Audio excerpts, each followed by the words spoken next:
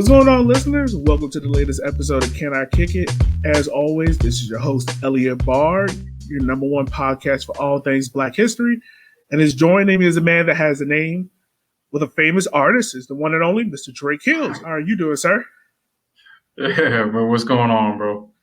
Not much, man. So before we hop into the show, man, I got to ask, how many times have you walked into the club and people automatically put you on the VIP list because your name was Drake? Yeah, that's funny because that actually has never happened to me. I don't think it works that way. It has icebreaker potential, but it's never going to get you from the line to a booth.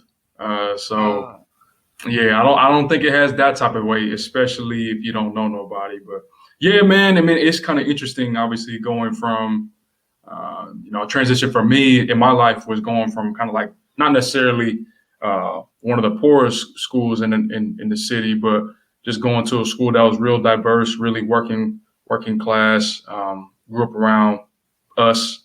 And then I decided to go to a Catholic school up in the nicer neighborhood to play basketball. And obviously, being around majority kids who didn't look like me, who were white. That was around the time when Drake started coming up. So it was a good icebreaker, especially when some of the ladies, who was a little more blonde, a little more blue eyed than what I'm used to. It's a good icebreaker to have. I ain't gonna lie to you. I ain't gonna hold you, but yeah, man. No clubs for me. I'm not really a big club guy anyway. I'm actually I wouldn't call myself a homebody, but I like to do different things, probably different than somebody else who's in their 20s. No, hey, look, man, it's nothing wrong being a homebody, dog. Like, I'm 100% a homebody. Like, all my friends were like, I'm more adventurous. I'm not gonna spend money on buying alcohol and sitting in a closed in environment. If I'm gonna spend some money, I'm about to go into a hot air balloon or go paragliding or something. Like, make your money count. Like, I don't know. It's just a value system for me. I don't see it as something with value. So, but hey, man, to each his own. Hey, I 100% respect it, man. I 100% respect it. As a fellow homebody, I respect it. Yeah, I'd rather be in nature or go out and do be at some event. Even a concert would probably be better than a club to me. But yeah, man, no, Drake. That name only goes so far. I'll just end it at that.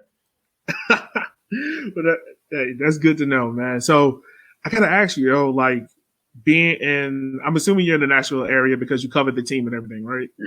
Yeah. So how did you get your start into soccer? Did you grow up playing the sport? I know you said you played basketball growing up, but how did you, from early beginnings to now becoming one of the best known soccer beat writers? Yeah, I appreciate that. So soccer was the first sport I ever played, and probably at 4 years old, 4 or 5, and going from YMCA to rec to club, I just took it as my own personal sport. I come from a basketball family where, I got one set of the family on one half is from country Louisiana, East Feliciana Parish, which is just outside Baton Rouge, and then you got my other side of the family is from Georgia, and is also country folk. So they grew up playing basketball and football in the yard and in the backyard. And so obviously soccer is not only not in the Black urban neighborhoods, it certainly wasn't in the Black country neighborhoods. So that wasn't something that was familiar to them. So I saw it as a sport that was my own, in addition to basically being grandfathered into the game of basketball. And so I started out in Georgia when I was a kid, started playing soccer out there at 4 or 5. And then by the time I moved to San Diego, which where I spent the majority of my childhood, I really started playing for a club called PQ Premier and some of the all-star teams in the area. And I didn't continue with soccer. Obviously, I'm sure you've talked about it with other guests, but the pay-to-play model really allowed probably an opportunity for basketball to creep in a little bit more than it was at that time, because at 12, 13, like, soccer was my first focus. I was training 3 days a week, playing on weekends, and club was asking for like $1,300 a month, where as opposed to basketball where I was paying maybe $75 just to be a part of be a part of the team and kind of be like a membership due. And everything else was free. We didn't really have to worry about tournament fees too much, not having to worry about paying for no uniforms, not having to pay for anything that allows you to play the game. Eventually we had gotten a player, NBA player who took us over. He goes by the name of Brandon Jennings, and he was the first player to forego college basketball and go to Europe. And so when he went to La Monaca Roma and was playing in Italy, obviously he became Under Armour's first basketball athlete. So we were running on the AAU circuit in Under Armour before Steph Curry, before anybody was out. This was like late 2000s, early 2010s. So, I just stuck with basketball after that, just because obviously I was around my people. I was in a position where I was, traveling all over the country. By the time I was 15, I was playing in front of college coaches. I remember the first time we were playing against Atlanta Celtics, which had eventually some guys who went on to play for LSU, Georgia, and a couple other mid-major schools. But we were playing Atlanta Celtics in the Adidas Invitational, this is before Adidas Gauntlet and kind of some of the other big-time basketball tournaments in AAU. But we were at the Adidas Invitational in Indianapolis, and we went up against Atlanta, and it was like Bill Self from Kansas. We had Columbia. We had Georgia Tech. We had Harvard. We had, I believe, some other mid-majors as well. So I just saw more opportunity and more exposure with the game. And it's really interesting when you take a look at how soccer really shoots itself in its foot from a youth level, where you probably have a lot of talent that could use soccer, not just to become professional players, but it's the only youth industry in the world that can lead you into sports science, that can lead you into business at that high level, that can lead you into the medical field, that can maybe lead you into coaching or maybe even scouting or law, sports law. Like, it's the only industry that can do that. But you have so much talent falling by the wayside, strictly because they can't afford it when they're in that growth stage, that 12 to 15-year-old stage. So, yeah, that's a little bit about me, but obviously I've stuck around with the game. Even though I stopped playing, I've always watched it. I support Bayern Munich in Europe, low-key support Aston Villa in the Premier League. And then obviously I'm making sure that I'm paying attention to the national teams as well. So I've always been around the game. I just stopped playing it at a younger age strictly because of the pay to play. Yo, I know I made the right decision breaking you on the podcast, because you said so many gems and so many stuff that I got questions for. So first and foremost, I got to scale it back a little bit. So when you were playing basketball, I'm pretty sure you were on the AA circuit, trying to get recruited by, right, D1 schools and things like that. Yeah. And someone else that, tried to do that same career path and didn't work out because nobody was recruiting fullbacks at that time. What was it for you to be to be on that same, I guess, playing field as being recruited by the likes of Bill Self and, the Coach K's, things like that? How was that for you? Yeah, I want to clarify, though. I definitely didn't get any conversations or letters from Kansas or even a mid-major. I wasn't saying that I was recruited by them. I was just saying that they were at our game. So, but it's still the same level of exposure, right? You're still obviously showcasing your talents in front of some of the most notable college basketball coaches in the country. But it was interesting because I kind of came up with guys like Stanley Johnson, who's been with the Raptors for a little while, came in with the Pistons. Pretty much a lot of the Arizona guys, Jackson Parker Cartwright. You had other guys as well. I mean, it's just crazy to think. Obviously, you're at that same level and everybody's trying to grind and everybody's going to these same camps, whether it's Pangos All-American, All-Frost and sophomore camp, or going to college camps like USD, University of San Diego. It's interesting, right? When you look back at it and you're like, at least for me, it didn't feel like I had to do so much and go the way around and actually have to make a ton of sacrifices just to be in the same gym or be in front. Obviously, I had to sacrifice time for practice and not being able to hang out with my friends every weekend and whatnot. But I just think soccer has such a long way to go because they make it so hard for kids to stay in the game. They want kids to train 5 days a week on non-tournament weeks. And then when you do play tournaments, you're still asking them to train 3 times a week. You're playing games. You're asking for so much money. You're really losing a lot of kids and taking a lot of access away from them. And you don't know the imaginations that they have and what they could bring to the game, whether on the field and off the field. Obviously, it seems like somewhat of a cultural reckoning in American soccer as of late in the past 2 to 3 years. And I think that's because maybe guys like you and I, and even some of the Black women that have been able to kind of slip through the cracks of this huge financial wall of opportunity and access that's been placed before us, those who we've slipped through, we're able to contribute to what was really a flavorless industry in American soccer. Like, it was just this unitarian front of one culture.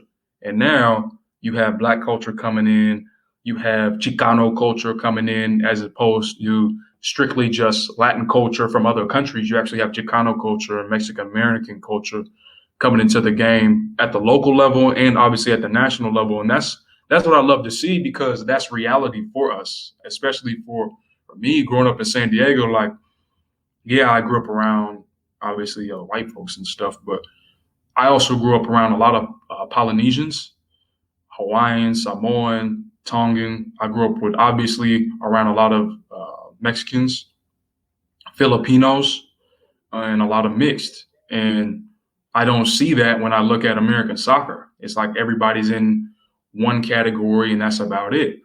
So I definitely think that there is a huge access issue. It's not news, right? It's not anything new. I'm pretty sure I'm just saying it in a different way that 1,000 other people have said it already. But when you take a look at like my pathway, I definitely see things could have gone a completely different route if I simply just would have been given the access without having to put up a rack and a half to be able to, just basically be on the same field as another player whose parents probably make $20,000 more than mine. Yeah, and like you said a bunch, and that's something I'm really glad you brought up about how the play-for-play model is mostly hindering Black people from having that access, getting into the sport. And I want to ask you this question: as someone that's been covering an MLS team that's new into MLS, Right. of course they had the USL routes. How is it in that area of Nashville?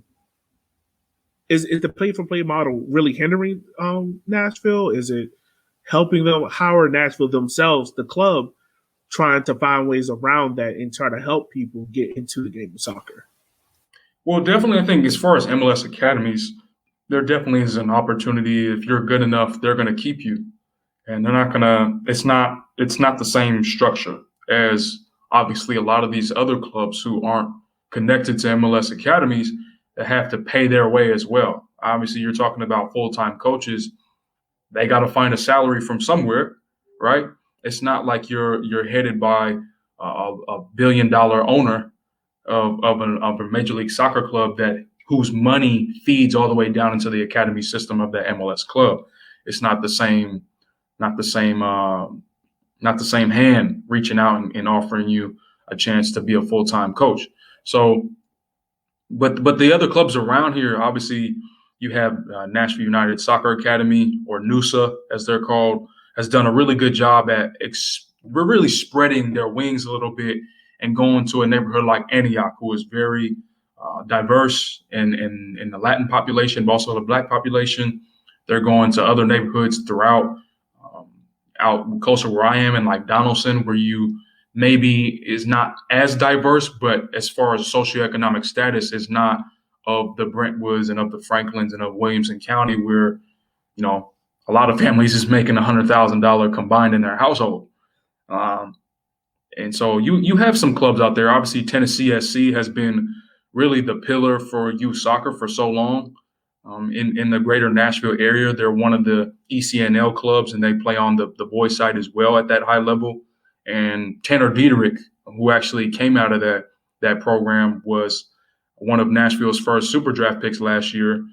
And that was a big story because he's from Nashville, played for TSC, played for the U.S. Youth National Team setup, went to residency in Bradenton, Florida, played at Clemson, and now came back to MLS.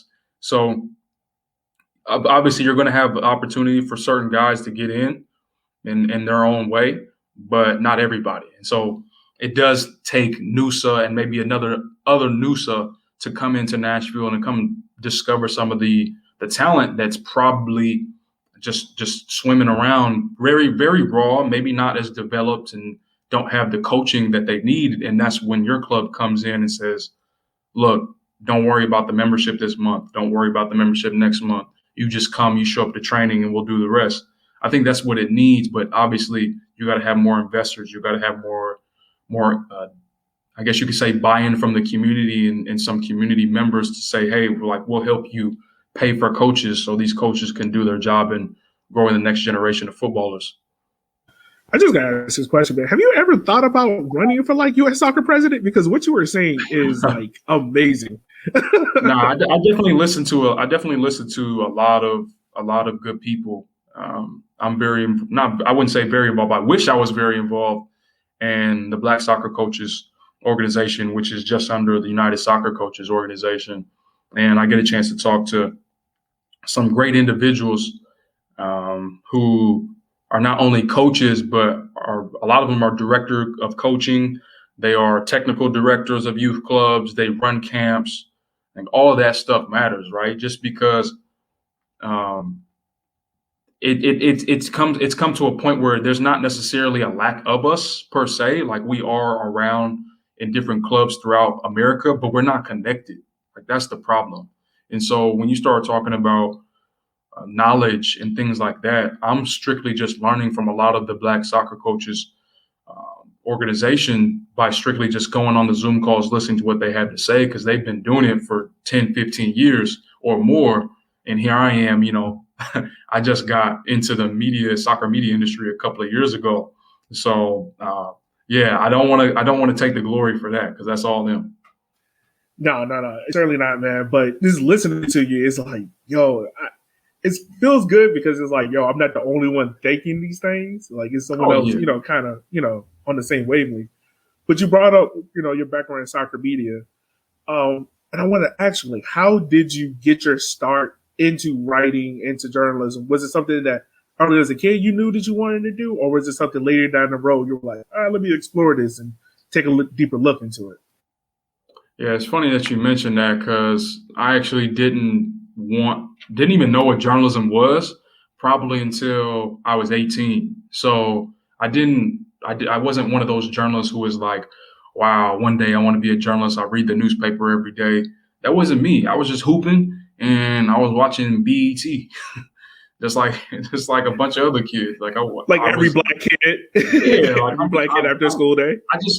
I'm not knocking anybody, but I just find it interesting where I hear all these stories about, people who grew up, in my general, generation, talking about reading the paper every day. And I'm like, what type of childhood would y'all having? Because, it's just foreign to me. But my inspiration really came from a couple of teachers, and one of them was Black. Miss Nash, she was actually my English professor my freshman year of college. And it was more of a reminder that I had gotten from high school teacher, Deborah Chapman. I went to Horizon Christian Academy in San Diego. Shout out Jared Dudley. Shout out Jeff Whitney. Shout out Darren Carrington and all the Horizon alumni. But yeah, it was something that I heard from English teachers that said, hey, we really think, or I think, that you are a really great creative writer. And at that time, I really didn't have the confidence in any intellectual skills, or especially when it came to academics. I didn't really have the confidence in saying that I can take this and make it a commodity. I can take this and make it a profession. So it was vital for me to hear that from my British literature teacher in high school. And then, of course, Miss Nash, my English 101 professor, my freshman year of college. And once I saw that, I was like, I need to change my major, because I originally was an IT major. My dad's into computers, so by blood, I'm into computers, specifically cybersecurity and and software. So that was my original major, and I changed it because one, I didn't want to be away from the sports life. I was connected to sports as a player. After discontinuing my career, obviously, once I got to college, I didn't want to leave sports. So that was my excuse to get back into the sports world. And then number two, I quickly found something that was obviously existing, right? I wasn't like making something up out of my head. Obviously, sports media, ESPN, that was on my TV almost every day. So even though I wasn't reading the paper every day, I was certainly watching Stuart Scott and Stan Verrett, Neil Everett, and those guys, Chris Berman, one of my other favorites. So I just combined the two, and that was 2015. And so from 2015 to pretty much 2018, I was going from covering European soccer for SB Nation and writing for the Bayern Munich side on SB Nation. Then I was covering Pac-12 women's soccer, covering Oregon, which is my undergrad, Go Ducks. And then from there, I started getting the opportunity to freelance. I graduated a quarter early at the University of Oregon. So that was spring 2018. Went back down to San Diego, started freelancing for the Union Tribune, which is their big paper down there, was covering high school sports. And next thing you know, I'm at Northwestern. I'm in Chicago for grad school, and I'm getting opportunities to cover Chicago Red Stars and NWSL. I'm getting a chance to cover some Chicago Fire. I was there. It was a quick trip for Nico Gaitan, but I was there for his introductory press conference and just obviously Bastian Schweinsteiger and some of the other guys there too. CJ Sapong was there. That was my first time meeting CJ, and now he's here in Nashville. So, we're cool now. So there's just been this steady and maybe slow progression of just getting opportunities, not necessarily for me and just how good I am or anything like that. It's actually more of the blessings and the grace that others around me have shown me by giving me an opportunity to do the best that I can. So whether it's from the Union Tribune to SB Nation to Pro Soccer USA to getting a fellowship at the Arizona Republic, I was covering Phoenix Rising for a little while, Solo Asante and Junior Flemings and all those guys.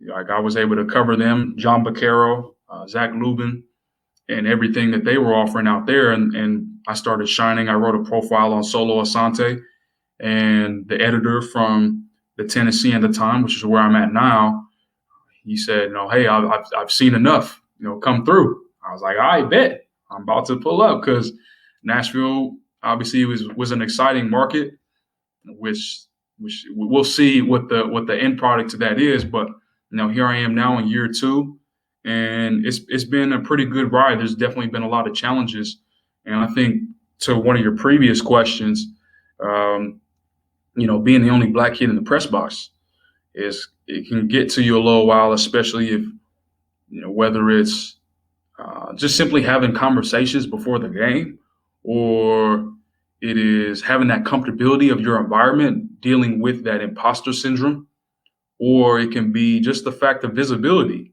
You want to see yourself around you, and when you don't, it can probably mess with you a little bit if you're not prepared to handle it.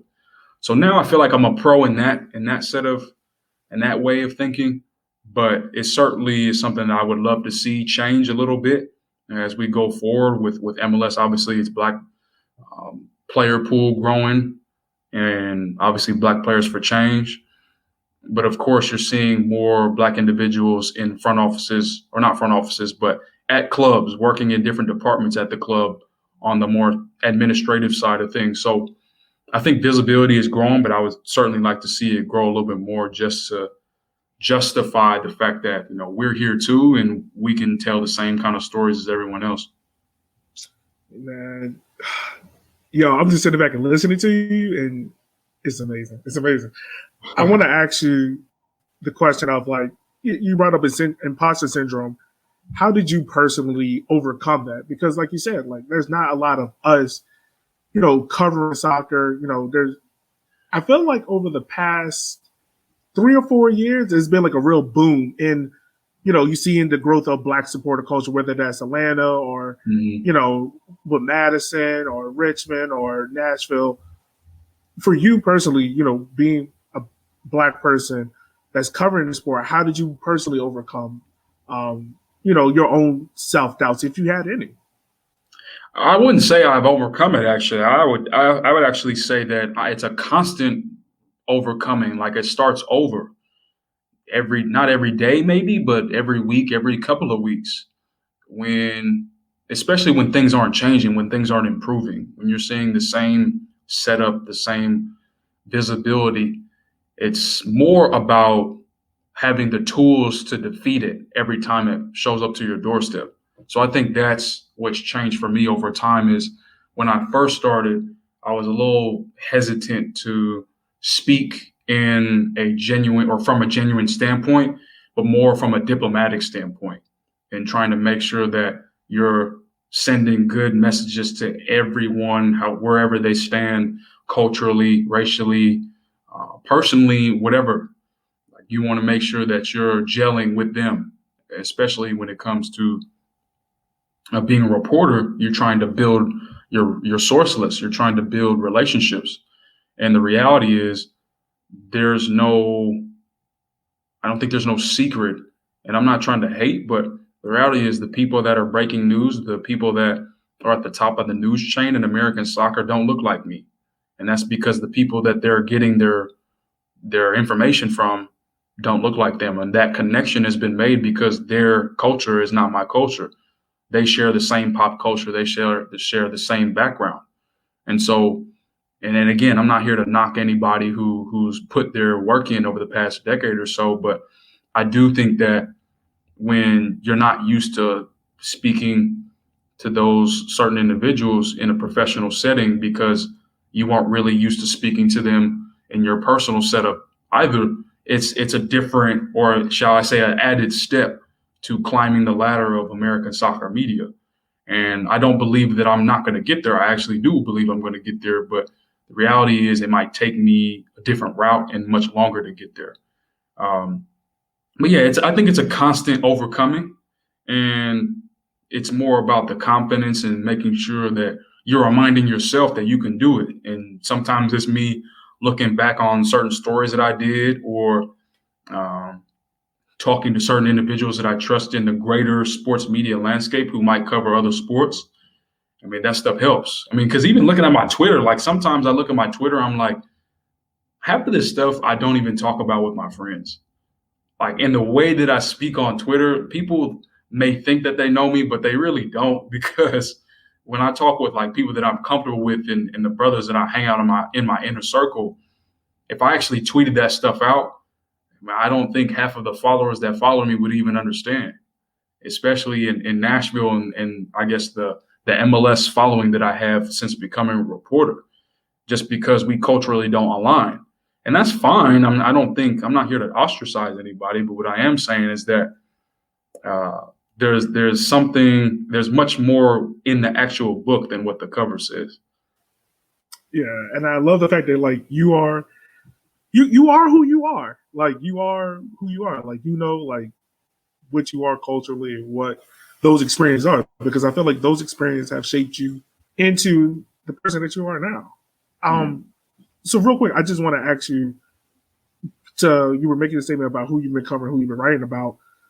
You said you covered Bayern Munich. Like, how was that experience? Like, well, it was more analysis and more trending, obviously with SB Nation. So it wasn't like I was talking to David Alaba on a one-on-one.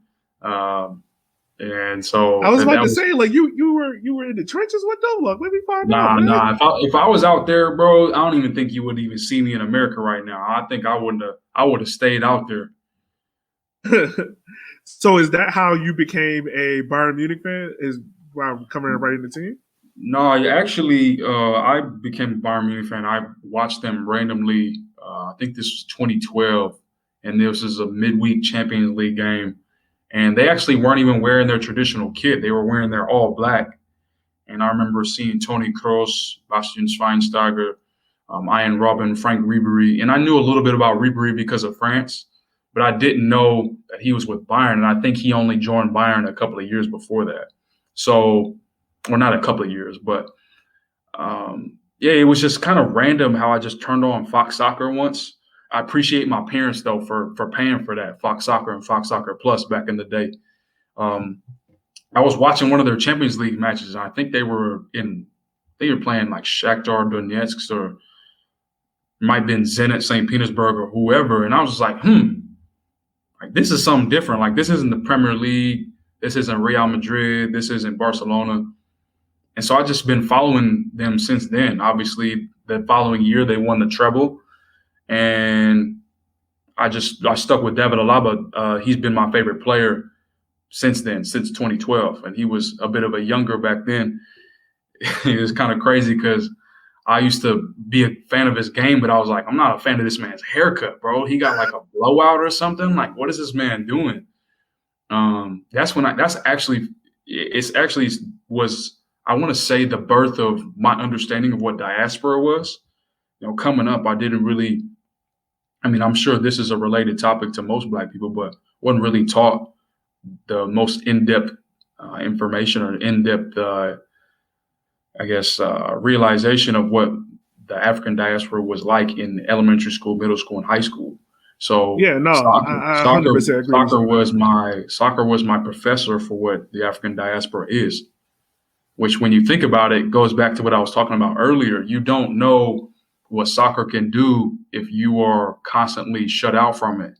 It can give you a professional epiphany, what you want to do for your career. It can give you a sense of identity. It can give you your understanding of and your taste in style and fashion, because you got the soccer streetwear thing that's now coming up being more of a pop culture thing. But obviously, if you want to talk, diaspora and talk about what's going on in the UK for the past 20 years, Air Max 90s was like a thing back then. Tracksuits has always been a thing out there. Like we just started getting into it 5 years ago. And so learning about diaspora through the game of soccer, it started with me understanding why in the world does David Alaba have this weird looking like punk rock haircut. I definitely wish I could ask him about it because, obviously Pierre-Emerick Aubameyang has had it and a couple other guys who are from Europe. But that was the birth of my fandom for Bayern Munich and my understanding of African diaspora. No, I 100% feel you because I had the same exact moment. I think it was with who was it? I can't remember the guy, but I was just like, yo, why does no one in European football have like a lineup? Like these guys that have barbers, like why does everyone have like laid back hair? See, yeah, it's either that or what, another dude that really has been kind of in the shadows now. A dude that really opened my eyes was Jibril Cisse. And yo. At the time, I think he was kind of on the outskirts. He wasn't really included in kind of like the top European leagues. He was playing for Panathinaikos in Greece at the time. But I remember seeing him in previous World Cups with France. And I was like, yo, this dude is different. Like he reminded me of somebody who's from like LA, so the introduction to him for me was like, oh, okay, bet. Like that this dude's got some style. Like his dude's got his own look to him. And so yeah, it's just fascinating what the game can do for you. Yeah. So I want to ask you this question because man, I'm loving this conversation with you. As someone that's covered NWSL to USL to MLS to college soccer, like how different is it covering each of these leagues? And do you have to have a different approach to the fan base? Do you have to, you have to write things a certain way? Like how is it? Yeah, I don't know about the actual technical side and writing, but as far as your access and your relationships, they definitely change. If you want to talk USL, the dudes, I remember before training and not really before training, but directly after training, sometimes I'd be kicking it, talking with Amadou Dia, who's with Sporting Kansas City now, but he was with Phoenix for a while in USL. Remember talking with him. I always used to kick it with Mustafa Dumbuya. I talked a little bit with Junior Fleming sometimes, Joey Calistri, Adam John Baccaro, and I really got a chance to connect. He's a cool dude. You don't really get that opportunity in MLS, and that starts with the media and the PR side of the league and the club PR as well. And it gets real spotty once you get to the local end of things. And the fans, I think there's a bit of a sensitivity that isn't necessarily the case when you start talking about USL. Like I think there's a lot of paranoia in MLS that doesn't necessarily, it's not really at the same level when you start talking about USL. And the fans, they're so more accessible because they're intimately involved with the club. Like they're right then and there. They care about what you do, especially if you're willing to support, not support, but cover their club. Like they appreciate that. And they're going to be a loyal reader of your coverage. And now, as opposed to MLS, where you're probably going to have a larger fan pool that doesn't really necessarily want to read and be absolutely, wrapped in this kind of cloud of what the club is doing. They're probably just there to have a good time. They're not as personally invested in everything that involves their club. They might want to follow the Twitter page of the club or Instagram, but they're not really going out reading coverage. NWSL is where you really get fan engagement. You really get fans that are about knowing everything and anything that is going on with every player. And I think that's bigger than NWSL. Obviously, that's individually what the best athletes that we have, in my humble opinion, some of the best athletes that we have, men or women, play for our national team and play in them and then NWSL. So when you have that and you have that polarizing effect, you're going to have fans that are a lot more engaged. And you also, I mean, I remember just actually covering NWSL and like I listen there. If you don't ask no foolish question to a listen there, like don't ask no foolish question to Rory Dames. And you have that too in MLS, but I think there is an expectation for what you're going to do your craft because they're such at a high level at their craft as well.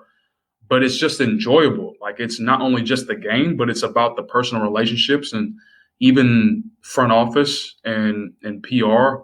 I've never had a bad relationship with anybody from NWSL or USL, just strictly based on the fact that like those are some good people and they're genuine and they're not really taking the corporate route. They're taking the personal route. And that's what I appreciate.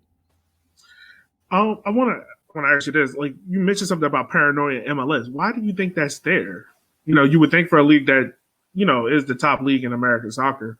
Why is that paranoia there? Well, that's just in line with most other leagues. If you go and talk to some sporting director from a club in Germany or a club in Italy, you're going to find the same thing.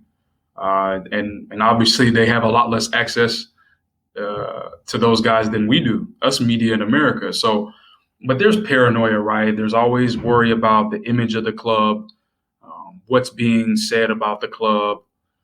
Their reputation is always on the line. Obviously, expansion has a big thing to deal with it because it's a first impression on an entire city and sometimes an entire state where you're trying to make sure you're being accepted and you're talked about in a great and positive fashion.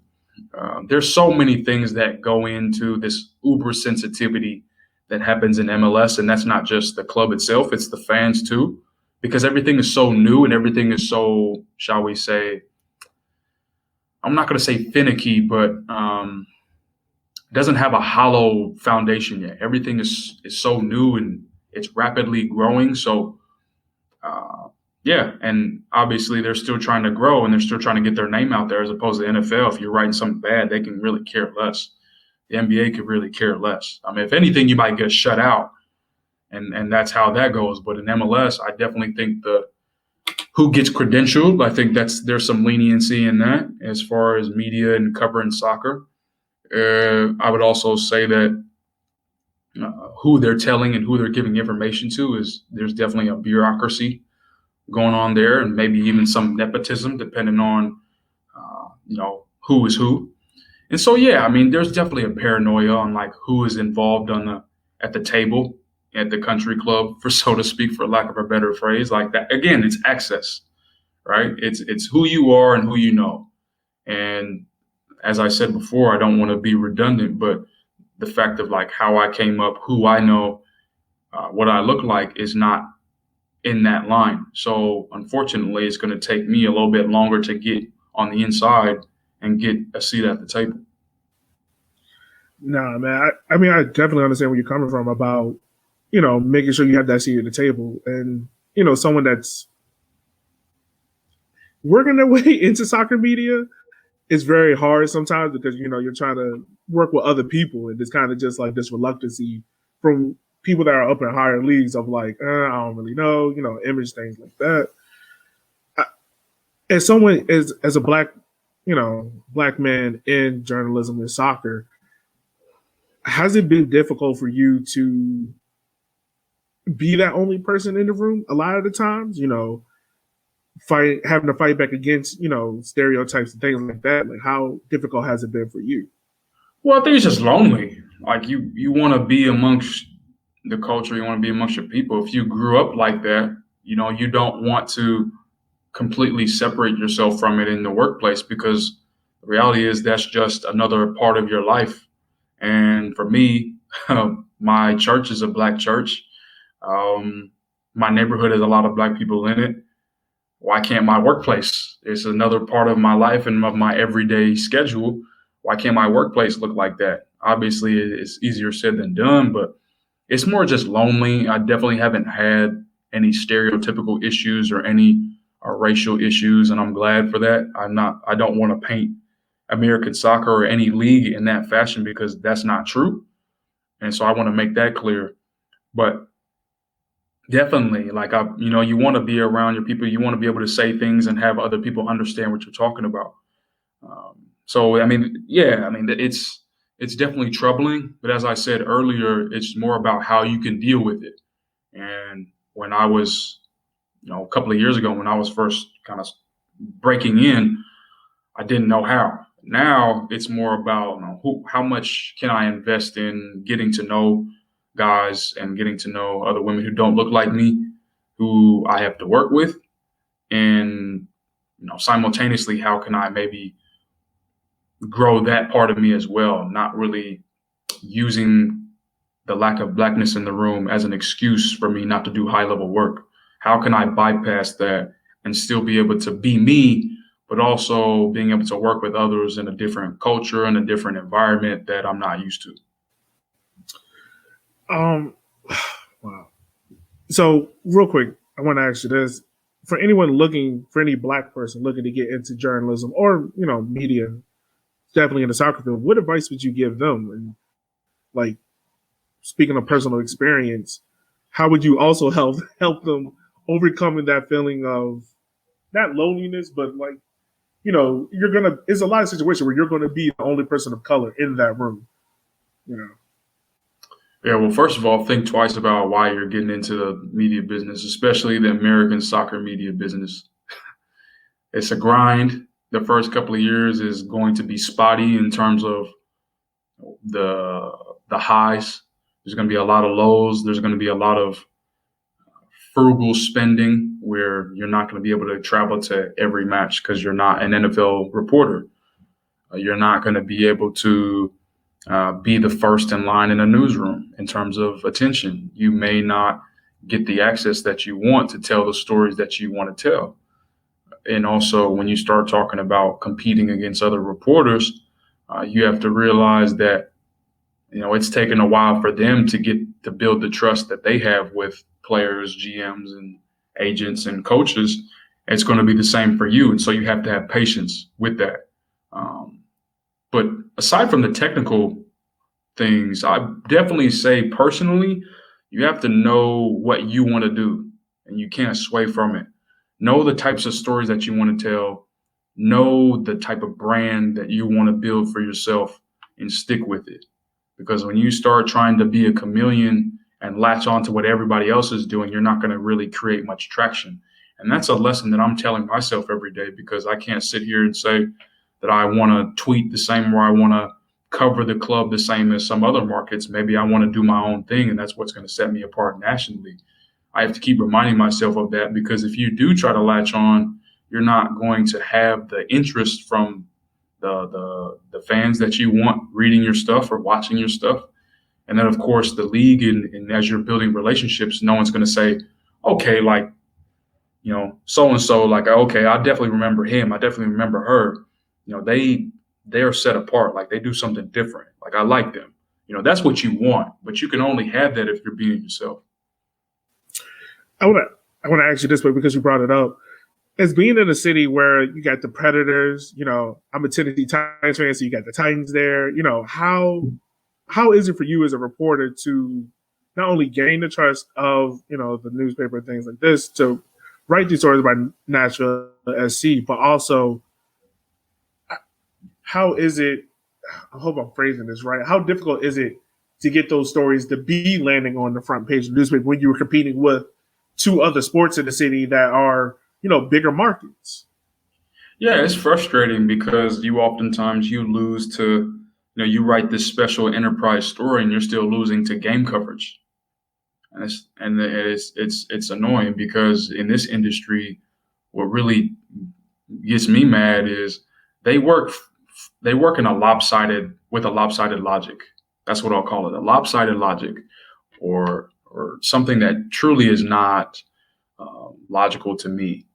It's not intuitive to me. And that is, they reward coverage after it picks up traction. Like, they give exposure to coverage that already has the popularity. They give space in the paper and on digital with fronts and pins to the homepage to things that are already of interest. That doesn't make sense to me. How are you supposed to grow an audience when you're not giving it the exposure it needs to begin with? If it's something that's new and fresh and is newsworthy or is a really good story, a well-told feature or enterprise story, put it on the homepage, put it on the front page, and do it consistently, because that's how people are going to eventually bite. They're going to be like, oh, it's on the homepage, so I should probably click on it. Like, I'm going to look at something that probably stands out from the rest of your coverage. This soccer team, what is this soccer team about? They click on it and they're hooked, especially if I do my job. So that's one thing that I've never understood and I'm never going to agree with, because you have a brand new team or a brand new topic that needs shelf life. You need to be front and center in the spotlight. And if you're not going to trust it, then it's really a waste of time, because you're putting all this work to tell a good story, and it's not only going to do me justice, it's going to do the paper justice, it's going to do the club justice, it's going to do the sport justice in the entire region. If you give it that exposure, that's when you really start to see more and more dividends made, and you start to see more progress and traction come. As someone that's been in Nashville since his club really got moved to MLS, and we've seen the whole league initiative with Pride Month, with Juneteenth, with Black History Month, Asian Pacific Heritage Month. How has the club itself put itself in those areas of Nashville where there's a predominant Black community, predominant Asian community, LGBTQ plus community? How is the club working within that? Well, I don't think the club has done much with the Black community per se. I think there has been efforts by certain individuals within the club. I want to shout out Brandon Hill, the director of community engagement. He's a good brother who actually is from Nashville. He knows the Black community because he is the Black community in Nashville. And so he knows where to go and who to talk to.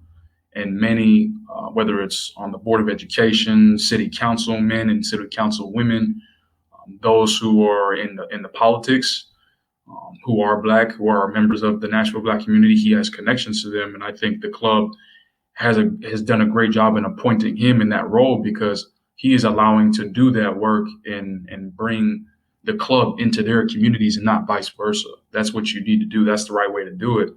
To not ask people to come to you, you need to go to them.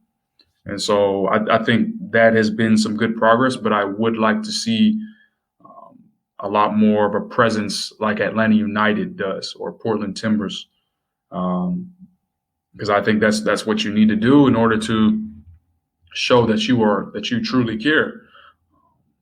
But I will say that John Ingram, the mayor of Nashville, not the mayor, the majority owner of Nashville SC, he's worked with other organizations to put up some soccer mini pitches in North Nashville, which is a majority Black community, majority Black part of Nashville. And he's put up a soccer mini pitch at the Magruder Center, which is one of the centers in North Nashville. And then also some of the other minority artists, Chris Redditch has done a great job in putting soccer into communities that look like us and giving young Black and brown youth the opportunity to play soccer and be introduced to the game. So I think there's definitely some progress, but I would definitely say it's more of the individual efforts that I want to highlight and not necessarily the club itself. I would love to see what they do for Pride Month with these meetings with the LGBTQ Chamber of Commerce. I would like to see that energy. And I don't use the word energy too much, but I would like to see that same energy for the Black community, and putting out press releases and putting out campaigns for a Black Chamber of Commerce or the Latin Chamber of Commerce. I mean, there's different neighborhoods out here who are doing great work alone. And look, I get it. Pride Month is a big pillar for this club, but I would like to see that same energy for the Black community and the Latin community as well. Yeah, I feel like me or you are like on the same wavelength with a lot of things because I have those same frustrations and conversations with my club here in Richmond. It's only it's recently. definitely a hierarchy. Like they definitely prioritize because, like, I'm seeing a lot more graphics. I'm seeing a lot more marketing. I'm seeing a lot more social media play for the LGBTQ community in Nashville than the Black community in Nashville and the Latin community in Nashville. And I want to shout out La Brigada de Oro, which is a supporters group, obviously a Latin-based supporters group that focuses on Latin culture, as well as the mixtape that just came into effect a little over a week ago on the eve of really the return of MLS after the international break. They made their debut for the Black community and for Black culture. But those are two supporters groups that, they're really doing things on their own. And I would like to see that same energy by the club to have that that support, because what that's going to do is that's going to reflect at Nissan Stadium and eventually at Nashville SC Stadium when the new stadium is built. So I feel like I'm running in circles now, but I'm pretty sure you get the point that I would definitely like to see a lot more activity on the Black and Latin fronts for Nashville SC. No, man, like look, trust me. As someone that's had those same frustrations, like I was saying, like with my own club here and being in a smaller niche market than what MLS is or Nashville SC, it definitely is frustrating because you feel as if like the club isn't representing you, but they want your dollars. Mm-hmm. They want your money, but they don't want to, market you. It's kind of just like, well, we are who we are, but you say you represent the entire city, but you're only representing one particular market, or you're only going to one particular market in a certain month when it benefits you, not a yearly round thing. So I definitely understand that, man. Like you don't share that frustration alone. I'm pretty sure. I mean, obviously we've seen what Atlanta United has done. I mean, I remember going May 29th down there. Nashville came and played Atlanta. It was like my entire childhood of Apple Music and iTunes was on the pregame play mix. I heard Jeezy, Lil Jon, I heard Luda, I heard Archie Eversole. Don't even hear that name anymore. Only in sporting events, but they took advantage of what Atlanta has. And I'm not going to sit here and concede that Atlanta's hip hop and Nashville is country, and those are the exclusive options. I don't believe that. That's fake to me. What I will say, though, is that, yes, they have the roster to do that, right? Because all of those guys are from Atlanta. But you can't sit here and tell me that John Lewis and the sit-ins, TSU, Fisk, like the amount of history that's in Nashville, like the amount of Black history that's in Nashville, if that should be at the forefront. And I'm not just talking about in the month of February. That should be at the forefront of what you're doing with fans, what you're doing with the community who might not be soccer fans. But if you are out here connecting to parts of the community as a whole simply because they're in Nashville, if you're really about growing fans, that's how you do it. It's going up to their doorstep and knocking and say, hey, we're interested in these causes as well. We're interested in contributing to the community as well. Here's how can we help, and that's a connection that that can't be forged, that can't be made by, as you mentioned, by dollars or corporate partnerships or little campaigns and billboards. Like, you actually got to go and talk to somebody. So yeah, I mean, I definitely think that that the opportunity is there, and the communities are ample. Like, the Latin community is growing here in Nashville. That's probably something that's been very new over the past several years. But the black community has always been here. So, and I'm brand new, and I already know that. So, yeah, imagine if when somebody who grew up here, and they might be a soccer fan, they might not be. But when they see a new sports team come in town, they're obviously going to know, and this is your chance to introduce yourself. Word. Nothing you're saying is wrong at all. Like, I totally agree with every point you're making. I'm going to ask you this final question, and I'm pretty sure you'll be able to answer it. For you, what's the next step when it comes to covering Nashville soccer? Like, what are you hoping to do in the next year or so, personally, as a journalist? Are you looking to stick to covering, local soccer, or are you looking to move, make a bigger name for yourself going forward? Well, as far as some stories that I want to tell, I really want to introduce some of these players in a full environment, like being able to tell their entire story, not just telling a quick story about what's going on with them in the team, or what's their status as far as becoming a starter, or scoring their first goals, or what's it like for them playing in MLS as a rookie, or what they've learned over their 10-year career or 15-year career in MLS. Like, that stuff is needed as well, day to day. But you got a lot of guys with some great stories. Randall Leal has a spectacular story with his family, what it's taken for him to get here, where he wants to go in his career, what family has done for him on the field with his father, what family has done for him off the field, the impact of family for him during the pandemic, where obviously you had a couple of international guys who this is their first time in America. And next thing you know is a pandemic that forces them to stay in Nashville and not be able to go anywhere. So I want to tell those types of stories, and being able to kind of do what I did with the Walker Zimmerman story, Tennessean.com/Nashville SC. You can find it there. And really getting the chance to talk to Walker about his faith as a Christian, and being really immersed into the family dynamic that he had, and like what it took for him to become a top center back in MLS, but also what it took for him to really be the man that he is off the field as well. That's the story that I want to do tenfold. And maybe aside from that, I think it's more just adding to more of the culture and the society aspects of MLS, and doing more stuff on Black Players for Change, also including the Black players in the NWSL with the Black Women's Players Collective, obviously the Black Player Alliance in USL, and more, right? I mean, it's not just, I don't want it to just be about the coalitions, but I do want to tell more Black stories. I do want to tell more cultural stories, and do more of the intersectionality of soccer that really has kept me in the game. Because I'm not here for beat writing. I'm not here to just write gamers about soccer. I mean, that sounds good and everything to some.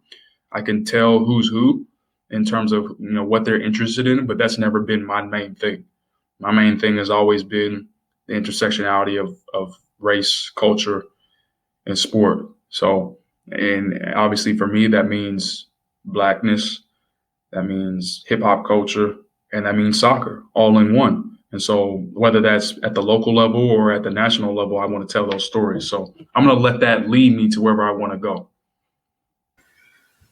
Well, man, whenever you start creating and writing those stories, trust me, you got one reader here in Richmond that will definitely look forward to reading those. Appreciate that. Look forward to reading those, man. So before we close out, man, where can everyone reach out to you at? I remember listening to Two Cents FC. You got like 2 different Instagram pages, so yeah, man. That's on the low though. That's on the low because there's a reason why there's a Drake Hill Soccer Instagram. That's where I really give most of my attention to. But yeah, Drake Hill Soccer on Instagram. Definitely follow me there. That's where I'm doing all my Nashville SC, Black Players for Change, MLS, U.S. national team, everything soccer related is there. Follow me, man. I'm always willing to interact. I just started that account in January, so I'm trying to get my clout game up. Yeah, follow me on Twitter, Live Life Drake. I'm always responding. Just at me, bro. Like just hit me up. Like I'm not gonna. Yeah, I don't know what it is, but there's definitely like some misunderstanding. Like if you follow me, I'm going to pay attention to you. Like I'm going to give you the time of day. So if you want to hit me up, DM me. If you have any story tips or you want to, just talk soccer, just hit me up. And obviously Tennessean.com/Nashville SC is where all my coverage is at. Most definitely, man. So listeners, make sure you give Drake a follow. Trust me, his work is amazing. I've been saying this the whole podcast, but as someone that's into this and, brand new, I probably say I've been podcasting for 3 years now, but you're definitely one of the people that I look up to in the industry. Not only as a black man, but the incredible work that you do, it's amazing. Hey man, to God be the glory, and I appreciate you having me on the show. No, of course, man. Like I said, this is an interview that I've been looking forward to because you're like a mentor to me. But as always, listeners, make sure you subscribe to the podcast on Twitter at CIKIFC. That's Can I Kick It? But, pronunciation. Make sure you follow us on Twitter. And always, if you're interested in getting more stories like this, become a subscriber of our show. You can be a sponsor of our show for as low as $5 a month. So we look forward to that. As always, guys, be easy. We'll holler at you guys on the next episode.